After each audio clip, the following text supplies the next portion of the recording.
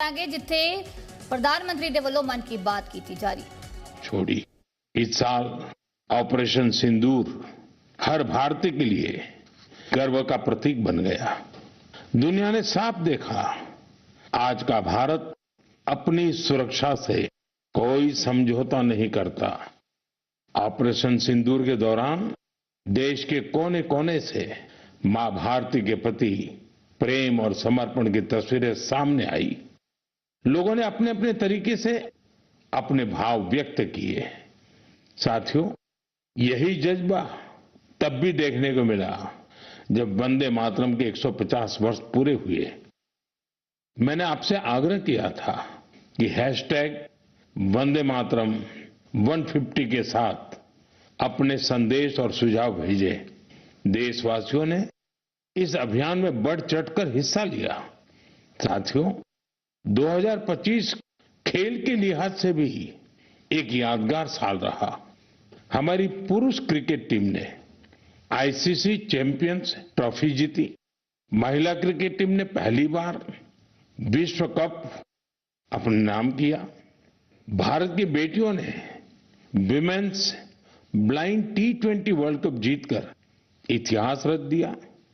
Asia cup T20 में भी तिरंगा शान से लहराया। पैरा एथलीटों ने विश्व चैंपियनशिप में कई पदक जीतकर ये साबित किया कि कोई बाधा हौसलों को नहीं रोक सकती। विज्ञान और अंतरिक्ष क्षेत्र में भी भारत ने बड़ी छलांग लगाई। शुभांशु शुक्ला पहले भारतीय बने जो इंटरनेशनल स्पेस स्टेशन तक पहुंचे। पर्यावरण संरक्षण और वन्य जीवों की सुरक्षा से जुड़े कई प्रयास भी 2025 की पहचान बने। भारत में चीतों की संख्या भी अब 30 से ज्यादा हो गई है। 2025 में आस्था, संस्कृति और भारत की अद्वितीय विरासत सब एक साथ दिखाई दी। साल के शुरुआत में प्रयागराज महाकुंभ के आयोजन ने पूरी दुनिया को चकित किया। साल के अंत में अयोध्या में राम मंदिर पर ध्वजारोहण के कार्यक्रम ने हर भारतीय को गर्व से भर दिया। स्वदेशी को लेकर भी लोगों का उत्साह खूब दिखाई दिया। लोग वही सामान खरीद रहे हैं जिसमें किसी भारतीय का पसीना लगा हो और जिसमें भारत की मिट्टी की सुगंध हो। आज हम गर्व से कह सकते हैं 2025 ने भारत को और अधिक आत्मविश्वास दिया है। ये बात भी सही है, इस वर्ष प्राकृतिक आपदाएं हमें झेलनी पड़ी, अनेक क्षेत्रों में झेलनी पड़ी। अब देश 2026 में नई उम्मीदों, नए संकल्पों के साथ आगे बढ़ने को तैयार है। मेरे प्यारे देशवासियों, आज दुनिया भारत को बहुत आशा के साथ देख रही है। भारत से उम्मीद की सबसे बड़ी वजह है हमारी युवा शक्ति। विज्ञान के क्षेत्र में हमारी उपलब्धियां, नए नए इनोवेशन, टेक्नोलॉजी का विस्तार, इनसे दुनिया भर के देश बहुत प्रभावित हैं। साथियों, भारत के युवाओं में हमेशा कुछ नया करने का जुनून है और वो उतने ही जागरूक भी हैं। मेरे युवा साथी कई बार मुझसे ये पूछते हैं कि नेशन बिल्डिंग में वो अपना योगदान और कैसे बढ़ाएं, वो कैसे अपने आइडिया शेयर कर सकते हैं। कई साथी पूछते हैं कि मेरे सामने वो अपने आइडियाज का प्रेजेंटेशन कैसे दे सकते हैं। हमारे युवा साथियों की इस जिज्ञासा का समाधान है विकसित भारत यंग लीडर्स डायलॉग। पिछले साल इसका पहला एडिशन हुआ था।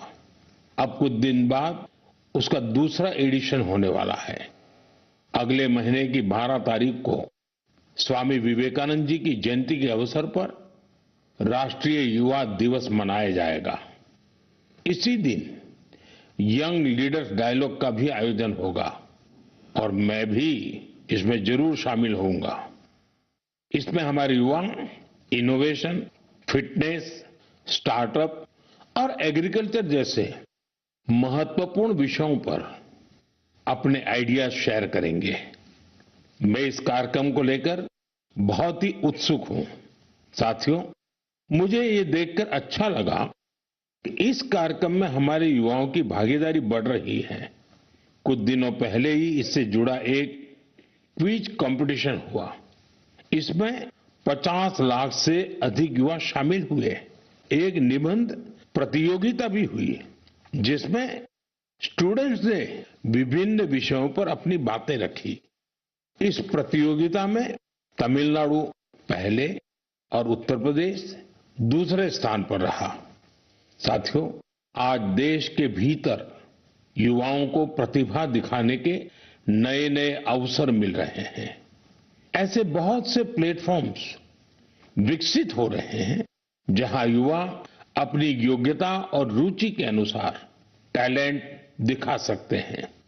ऐसा ही एक प्लेटफॉर्म है smart India hackathon.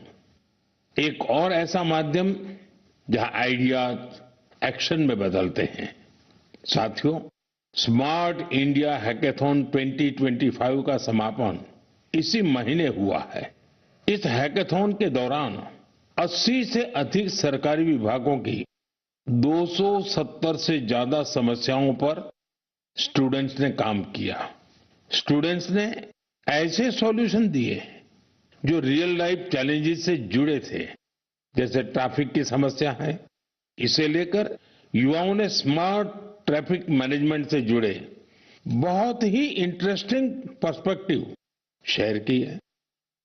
Financial frauds और डिजिटल एरेस्ट जैसी चुनौतियों के समाधान पर भी युवाओं ने अपने आइडिया सामने रखे।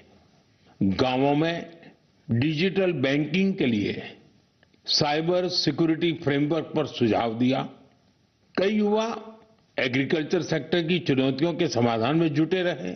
साथियों, पिछले 7-8 साल में स्मार्ट इंडिया हैकेथॉन में 13 लाख से ज्यादा स्टूडेंट्स और 6,000 से ज्यादा इंस्टीट्यूट्स हिस्सा ले चुके हैं।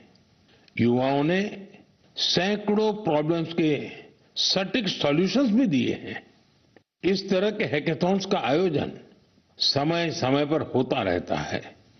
मेरा अपने युवा साथियों से आग्रह है कि वे इन हैकेथॉन्स का हिस्सा जरूर बने। साथियों, आज का जीवन टेक ड्रिवन होता जा रहा है और जो परिवर्तन सदियों में आते थे, वो बदलाव हम कुछ वर्षों में होते देख रहे हैं। कई बार तो कुछ लोग चिंता जताते हैं कि रोबोट्स कहीं मनुष्य को ही ना रिप्लेस कर दें।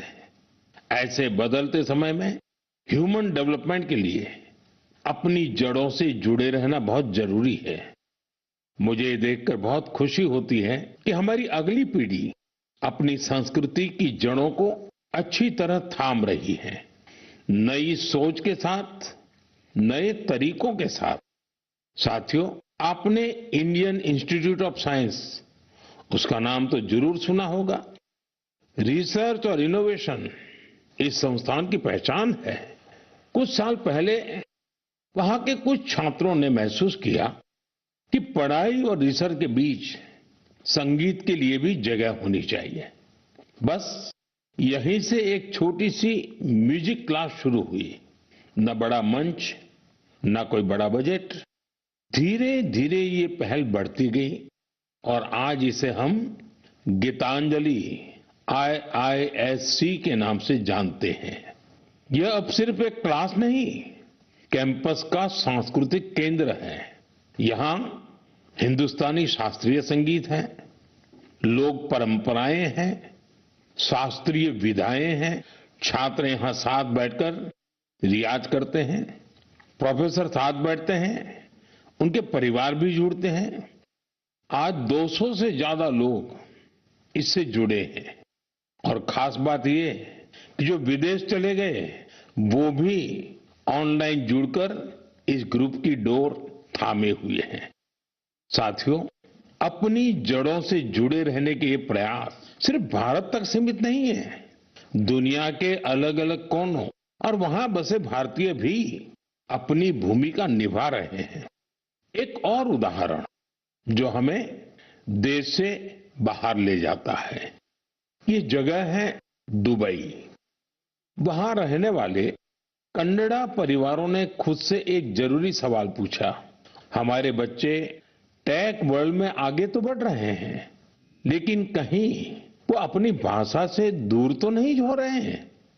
यहीं से जन्म हुआ कन्नड़ा पाठशाले का, एक ऐसा प्रयास जहां बच्चों को कन्नड़ा पढ़ना, सीखना, लिखना और बोलना सिखाया जाता है। आज इससे 1000 से ज्यादा बच्चे जुड़े हैं। वाकई कन्नड़ा नाडु नुडी नम्मा हेम्मे, कन्नड़ा की भूमि और भाषा हमारा गर्व है। साथियों, एक पुरानी कहावत है, जहां चाह वहां राह। इस कहावत को फिर से सच कर दिखाया है मणिपुर के एक युवा मोइरांगथेम सेठ जी ने। उनकी उम्र 40 साल से भी कम है। श्रीमान मोइरांगथेम जी मणिपुर के जिस दूर सुदूर क्षेत्र में रहते थे, वहां बिजली की बड़ी समस्या थी। इस चुनौती से निपटने के लिए उन्होंने लोकल सॉल्यूशन पर जोर दिया और उन्हें ये सॉल्यूशन मिला सोलर पावर में। हमारे मणिपुर में वैसे भी सोलर एनर्जी पैदा करना आसान है, तो मोइरांगथेम जी ने सोलर पैनल लगाने का अभियान चलाया और इस अभियान की वजह से आज उनके क्षेत्र के सैकड़ों घरों में सोलर पावर पहुंच गई है। खास बात यह है कि उन्होंने सोलर पावर का उपयोग हेल्थ केयर और आजीविका को बेहतर बनाने के लिए किया है। आज उनके प्रयासों से मणिपुर में कई हेल्थ सेंटर्स को भी सोलर पावर मिल रही है। उनके इस काम से मणिपुर की नारी शक्ति को भी बहुत लाभ मिला है। स्थानीय मछुआरों और कलाकारों को भी इससे मदद मिली है।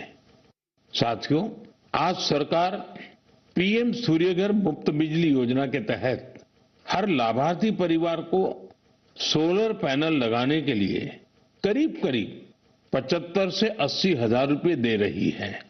मोइरांगथेम जी के ये प्रयास यूं तो व्यक्तिगत प्रयास है, लेकिन सोलर पावर से जुड़े हर अभियान को नई गति दे रहे हैं।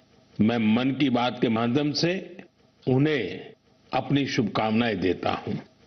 मेरे प्यारे देशवासियों, आइए अब जरा हम जम्मू कश्मीर की तरफ चलते हैं।